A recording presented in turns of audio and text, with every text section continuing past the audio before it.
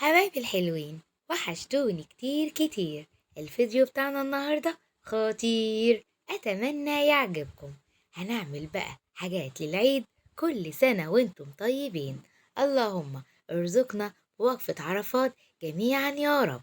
هنعمل الحواوشي بقى. قال ايه؟ لقيت الرغيف ب45 جنيه. قلت لي يا سو ما نعمله في البيت، أضمن وأسهل وأحسن، وكمان مكوناته على طول موجودة في البيت. نسمي الله ونصلي على الحبيب، قلبك يطيب. ونبدأ مع بعض نقول المكونات مع بعض. معانا معلقة هريسة شطة، فصين توم، 3 بصلات، معانا فلفل أحمر وفلفل أخضر. لو مش موجود أو متيسر يبقى فلفل رومي، مفيش هريسة يبقى فلفل حراق تبع ما بتحبوا الحاجة سبايسي. الكبة بتاعتنا، ونبدأ نصلي على النبي ونشتغل. هنقطع الثوم والبصل والمكونات كلها وهنطحنها في الكبة طحنة ناعمة. كل ده مش هنصفي المية ولا أي حاجة، زي ما حضراتكم شايفين. هنخلط كده الخليط معانا في الكبة، ننعم كل اللي معانا. مش هناخد معانا طماطم علشان الطماطم هتنزل. هناخد الخليط بتاعنا بقى وننزله في بولة. كل المكونات اللي معانا، المكونات دي هنستعملها في نص كيلو لحمة مفرومة.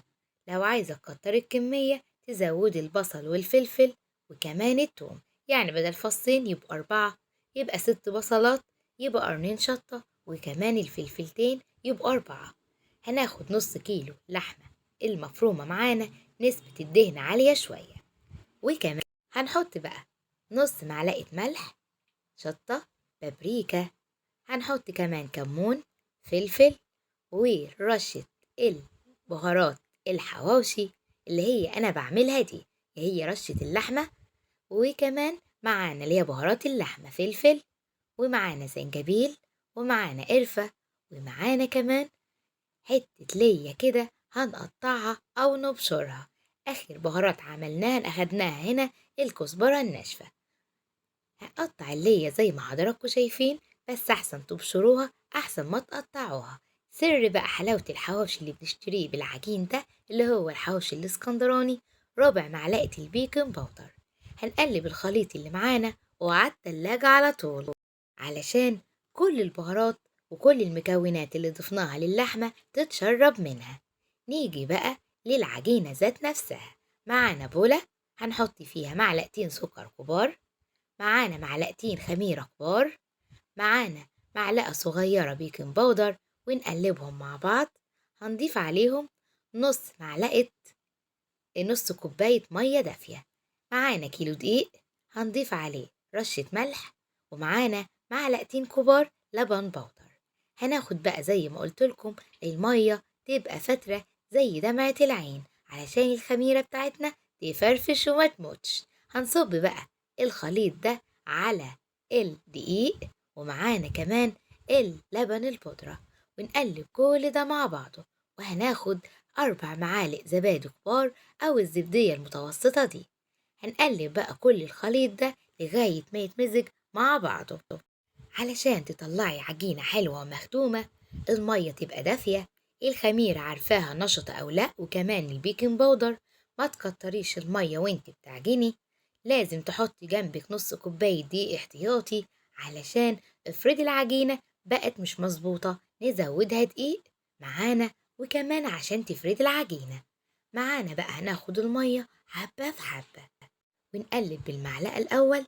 بعد كده هنمسك ايدينا بقى، نستعمل ايدينا ونديها بقى عجنة حلوة. كل اللي متغاظ أو عايز يطلع بقى قرفه أو جهده بقى في حاجة عجينة عجين، لو طبعا عندكم العجان هيسهل عليكم جدا.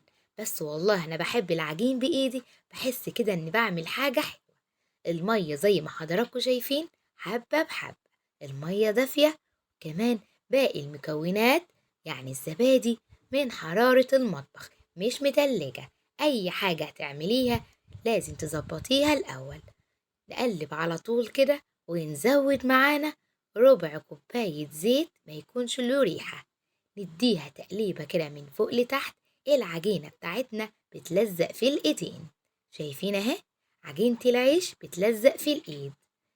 اتخدمت معانا. نديها تقليبة كمان ودهنة زيت ونسيبها كده لغاية أما ترتاح شوية. نرجع بقى نجيب العجينة ونفرش بقى كده الرخامة دقيق، وناخد العجينة نديها بقى عجن لمدة 10 دقايق على الرخامة. الدقيق بيساعدك إن العجينة ما تلزقش في الرخامة، يمين شمال كده لغاية لما العجينة تتخدم معانا. كل ما هتخدمي عجينتك هتديكي شكل أحسن. العجينة بتاعتنا عجينة عيش، يعني لما انت تخدميها كده هتحسي انها ملساء بتلزق في الايد، لان ده عجينة عيش. خلاص، نديها تقليبة حلوة كده زي ما حضراتكم شايفين. افرشي دقيق وادي تعجين كده، ايدك هتوجعك حبة بس هتطلعي احلى عيش. نديها تقليبة كده يمين شمال. شايفين بتلزق ازاي في الايد؟ ده بقى نجاح العجينة، هتطلع لك عيش عسل عسل. احنا ما خمرناش العجينة، اشتغلنا فيها على طول. هتخمر معانا بس مش الوقتي. قسمت العجينة دي وهقول لكور كده صغيرة علشان أعرف أشتغل فيها. أول حاجة قسمتها على 2 وأحطها في طبولة وأغطي عليها علشان ما تنشفش. نفرد العجينة كده ونحط دقيق ونفرد العجينة بالطول ونقطعها معانا زي ما حضراتكم شايفين، كأنكم هتعملوا عيش بالظبط.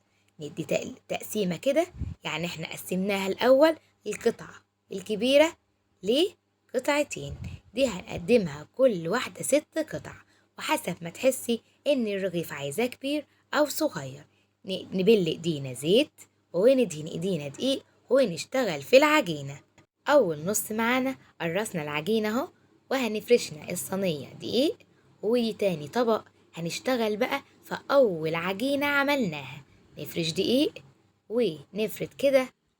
بعد كده أنا عايزة سمك الرغيف 2 سنتي، تمام زي ما حضراتكم شايفين. هنجيب بقى الخليط بتاعنا ونحط في وسط العجينة حتة قد الكورة الصغيرة، ونقفل الرغيف من فوق زي ما حضراتكم شايفين، ونسيبه علشان يخمر. احنا خمرناهم في الأول اللي هم عملناهم اطباق، بعد كده خمرناهم بالطريقة دي. هنجيب صينية ندهنها زيت ونحط أول عجينة ونفرد تاني رغيف معانا بسمك 2 سنتي يبقى قد بعضه. لو انتوا عايزين تطلعوه مدور مظبوط نديه تقليد تدويرة كده، بعد كده نديه لفة بلفة العجين دي، نقوم لفين عليها كده ونكبسها من فوق ونلفها كأنك هتعملي بقجة. بعد كده تلفيها بالطريقة دي وتحطيها كده في الصينية ونسيبها تخمر تاني.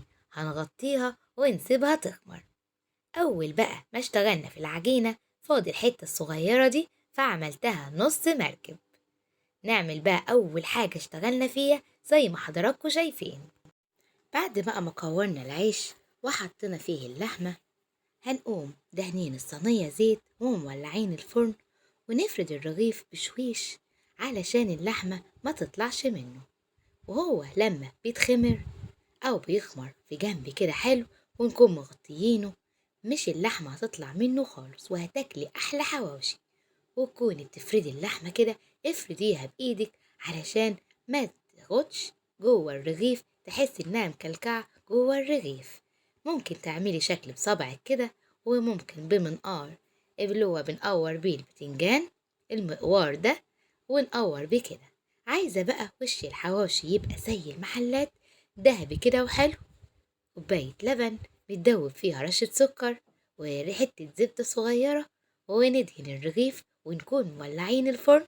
نرش بقى على الوش حبة سمسم وحبة البركة وندخلها الفرن وكلي أحلى حواوشي. الرغيف بيقعد في الفرن نص ساعة على نار متوسطة علشان اللحمة تستوي من جوه. حلو كده، وبالشوكة نشكشكه ونقول تا تا تا تا، أكلنا خلص وبركة بسم الله. الحواوشي بقى لونه خطير والله، طعمه لذيذ لذاذة. وعملنا شوية سلطة طحينة وكمان سلطة خضرة كده، طعم بقى في شكل حاجة كده خيال. اوعدوني لو عجبكم الفيديو ما تنسونيش في اللايك والشير والتعليق الحلو منكم، وكمان تقولوا لأصحابكم عليا. القناة تكبر ليكم وبيكم يا أحلى فانزات. تعالوا بقى نفتح العيش ونشوف اللحمة استوت ازاي. الرغيف ما شاء الله محمر من بره وطري من جوه، يتاكل أكل. وكيلو دقيق عمل كل الكمية دي. هتأكلي ولادك وأسرتك، تعزمي الحبايب في العيد. يا رب يملى بيوتكم بالبركة، وأقل لقمة بتجمع العشرة وتجمع الحبايب. يلا أسيبكم بقى إن شاء الله للفيديو الجاي، تكونوا قلتولي في التعليقات عايزين الأكلات الجاية إيه، وبشكركم على التعليقات الحلوة. دمتم في رعاية الله وفضله.